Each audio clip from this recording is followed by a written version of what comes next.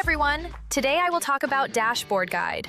On the dashboard, you can quickly get a clear overview of your business data and operational performance, including stores, inventory, orders, and payments. At the top of the page, you can easily filter data for the past 3 months, past 2 months, past 1 month, past 7 days, past 3 days, or today.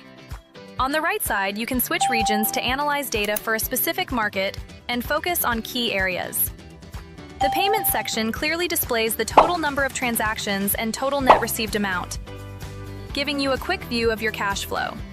The payment chart supports multiple viewing options, allowing you to filter by day, month, or year. You can also filter by total net received amount or total transactions to help identify trends. You may switch the view to table, bar chart, or line chart to quickly identify key insights. Scroll down to the order section, which shows total orders, today's orders, and pending shipment orders. On the left, order by status displays the number of orders in different statuses, helping you monitor the order process. It supports switching between table, bar chart, line chart, or donut chart to make the data easier to understand. On the right, order by store shows the number of orders from each store, making it easier to compare store performance. Multiple chart views are also available here to help you analyze store performance more effectively. Below that, order by region shows the number of orders from different regions. Order by platform displays the number of orders from each platform, helping you optimize your channel strategy. The order graph allows you to clearly see which days have higher order volumes, making it easier to plan operations.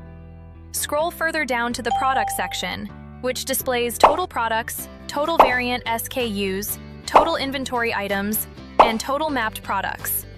The top-selling products list highlights the most popular items to help you identify sales opportunities. The high return rate products list helps identify potential product quality or description issues and reduce losses. Finally, the store summary shows the total number of stores and active stores. The store by platform chart clearly shows the number of stores on each platform, helping you evaluate platform distribution. The store by region chart shows the number of stores in different regions to support regional management. With platform and region classification charts, you can plan and manage multi-store operations more effectively. That's all for today, and have a nice day. Subscribe to our YouTube channel.